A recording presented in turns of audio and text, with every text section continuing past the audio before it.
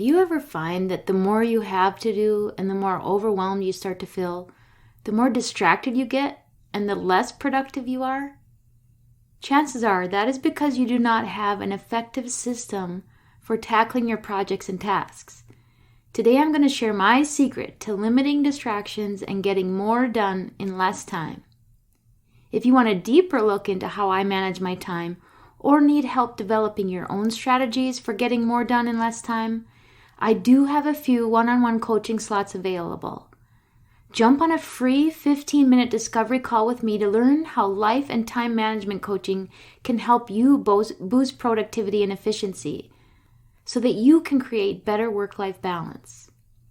Pause me right now and go to gracefilledleader.com/work-with-me to book your free session. That's gracefilledleader.com/work-with-me.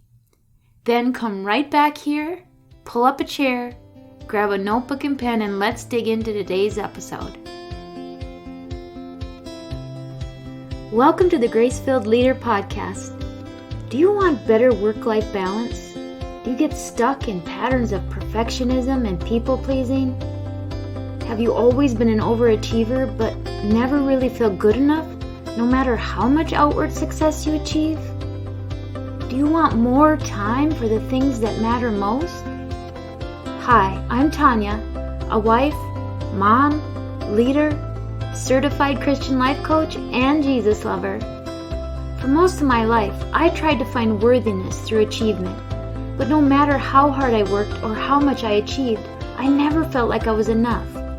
I was left burned out, empty, and exhausted. I had no time or energy for myself or my family. I needed balance. I needed peace. My life changed when I finally started to live like an unconditionally loved daughter of the King, saved by grace. This faith-led podcast will teach you time management, self-care routines, and practical leadership strategies to help you navigate life and leadership. If you're ready to become fueled by grace and free from people-pleasing, if you're ready to multiply your time and impact as a Christian woman in leadership, this podcast is for you. Unbutton your blazers and roll up your sleeves, sister friends. It's time to get after it. I've spent a fair amount of time gaining self-awareness and observing other professionals. I see the entire spectrum from people who function in complete fight or flight, firefighting, chaotic, and reactive styles of leadership, to well-oiled machines who are extremely prepared, proactive, and productive. Even when the unexpected dumpster fire arises, they seem to be able to remain calm and respond with confidence and precision. If they don't know the answer, they know exactly how to find it. Typically, the individuals that function in reactive, human firefighters sort of state tend to have a more difficult time finding time away from work. They feel like they always need to be present or available, and if they aren't, something always seems to go wrong. Even while they are almost always on the clock and available, there seems to never be enough time and never enough of them to go around. They have their hands into everything, often unable to successfully keep all balls they are juggling suspended in the air. They function in their sympathetic nervous system almost exclusively. In contrast, the proactive planning types seem to have an easier time leaving work at work. They're able to take time away without fear of things falling apart. They seem to function in the parasympathetic far more often than their high-stress counterparts. If you aren't familiar with sympathetic versus parasympathetic nervous systems, they have opposite roles. Your sympathetic nervous system carries signals that put your body's systems on high alert. Your parasympathetic nervous system carries signals to relax those sympathetic systems. They are supposed to work together to keep your body in balance. Stress activates your sympathetic nervous system, which results in the release of various hormones that are meant to direct blood away from your digestive system and toward your skeletal muscles to increase energy and mental acuity, everything you need to have to escape an immediate threat. Now, this is intended to be short-lived and temporary. When the immediate threat is removed, our parasympathetic nervous system is supposed to take over and return us to the calm, quote, rest and digest state. But too often people find themselves in a prolonged stress activation state or anxiety state. This results in an imbalance. The sympathetic nervous system becomes overactive, keeping you in an overly heightened state of stress, both physically and emotionally. And the parasympathetic system becomes underactive, unable to restore you to a calmer state. This leads to a multitude of health problems such as adrenal fatigue, gastrointestinal problems, heart disease, high blood pressure, you name it. Anyway, I didn't intend to go into a whole science lesson, but that's the kind of Cliff's Notes version of sympathetic versus parasympathetic and the risks of being out of balance. I've met a number of leaders who have ended up with significant health issues as a result of prolonged stress. Too much of my life and career, I lived in a state of anxiety, fight or flight, rarely calm and relaxed. Eventually, it becomes almost incapacitating. I have found a lot more freedom from that in recent years, and all glory belongs to God. I truly feel like He did a supernatural work in my life. As He was working on my heart, I also started to notice opportunities that I had in my daily life and work to reduce overwhelm and get more efficient in how I use my time. I started to pay more attention to the common traits among professionals who seem to balance a lot of responsibility without overwhelm, as compared to those who function in chaos. I began to adopt strategies that have progressively gotten me further away from reactive state and more into a proactive state. Besides the obvious and really the most important change agent in my life, the Holy Spirit, the number one secret to doing more in less time and having more actual and perceived balance in my life is developing systems or processes. Systems are the same as processes, workflows, etc. Basically, they're the standard steps that are required to complete a task or a project. We all have some systems.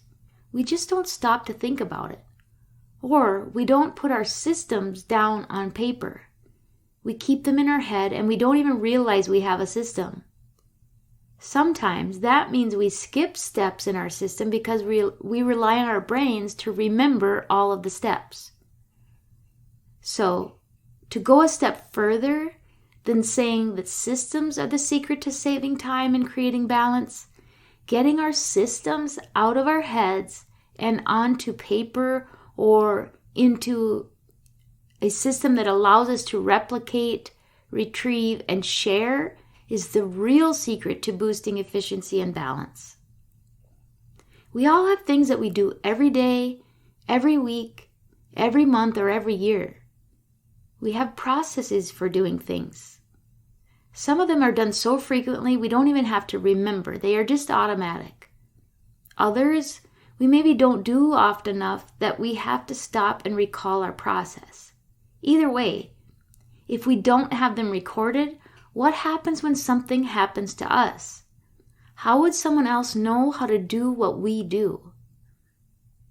As leaders, we're told that we should always have a succession plan and we should be mentoring others in a way that allows for success, or at a minimum, it allows your business to continue if something happens to you. It's a little morbid, but I refer to this as the hit by a bus plan. What would happen if you got hit by a bus? Imagine someone stepping in and trying to assume your role. I began to realize that I didn't have a hit by a bus plan. Nothing even close. For too long, I've just taken care of things. thinking that I'm being a good leader, a good wife, or a good mother just by doing things for people instead of providing the resources and mentorship for them to learn how to do it themselves. And guess what happens when we just take care of things instead of creating systems for others to follow or empowering them to have some level of autonomy? This is what creates a scenario in which we never get to be gone. It is what keeps people dependent, and it keeps you out of balance. Not only does it create stress and overwhelm for you, but it doesn't allow others the opportunity to grow and be a support to you. If you haven't started to recognize or create systems around the things that are a regular part of your life and career, I encourage you to start now. And I'm going to give you a few points to start. First, get some index cards or a notebook that you can begin recording your processes or systems. Second, begin to pay attention to the things that you do every day that you may potentially want to delegate or teach someone else how to do someday in the future. Or if not every day, every week, every month, every year. As you do these tasks, record the name of the task in your notebook or on that index card. Record every step of the process you do to complete that task. So, as I said to do this for your daily tasks, do this same process for the systems you do every week, every month, or every year. Remember, you want to break it down into steps with detail enough for someone else to replicate or follow. Once you start to accumulate these processes or workflows, start to sort them in a way that makes sense for when you do them. Maybe you have a file system or a recipe box that you label daily, weekly, monthly, or maybe you want to break it down further into day of the week. Whatever makes sense.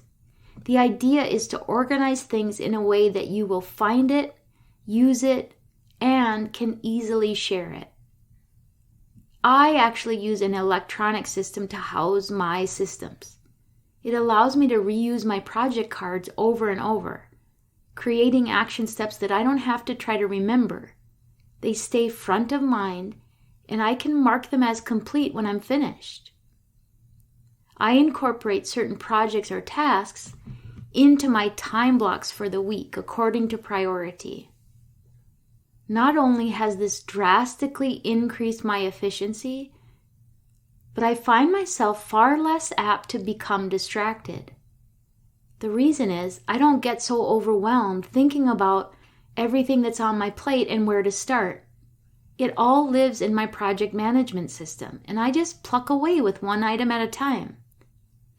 I am far more focused in my time blocks. I find myself more at ease when I leave work for the day. I can visually see what I have accomplished, and I know how I'm going to tackle the next day.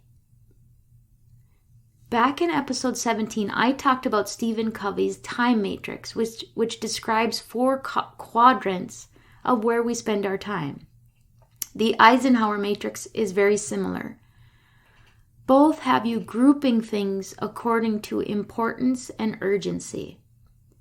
Quadrant 1 is the quadrant of high urgency and high importance. Quadrant 2 is the quadrant of important but not urgent. The things in quadrant 1 are the unplanned, quote, dumpster fire types of situations. This is sort of the fight or flight quadrant. Quadrant 2 is a bit more of the planned and prepared quadrant. Ideally, we want to spend most of our time in quadrant 2. This allows us to be better prepared for things. We can function a bit more in our parasympathetic nervous system because we have processes, plans, and intentions for our time. Eventually, this will reduce the amount of time we have to spend in urgency, distraction, and waste. We will become the most productive and efficient versions of ourselves. Having systems or processes or workflows that live outside of our head is key to spending more time in quadrant 2. Go back and listen to episode 17 to get a little more information about the 4 quadrants of time. The main point of today is to urge you to develop systems for your work and home life if you want to be more organized, more efficient, more productive, and less overwhelmed. And spoiler alert, I'm developing a little mini course on one of my favorite systems and one I get asked about a lot. So I will be sure to share that when I'm finished.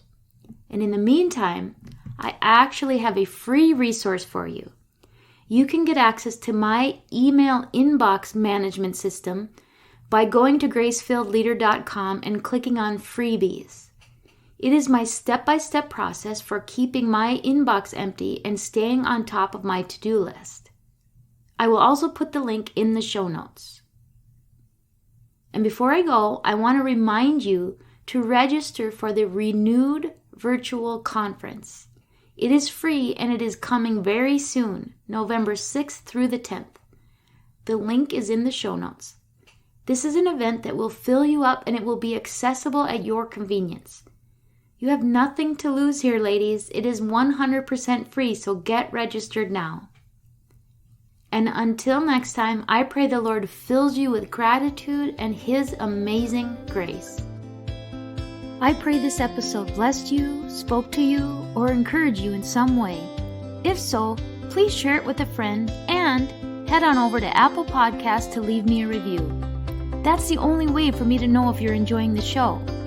Nothing blesses me more than to hear from you. Also, come on over to our free Facebook community. This is a great place for us to support one another on our faith and leadership journeys. You can find the link to the group in the show notes or go to gracefilledleader.com/community. If you have questions or content ideas for the show, please send me a message on SpeakPipe or via email. Go to gracefilledleader.com/contact and leave a written or voice recorded message. I would love to know how I can best serve you on the podcast. Now to Him who can do immeasurably more than we can ask or imagine, according to His power that is at work within us. Ephesians 3, verse 20. Until next time, my friends, God bless.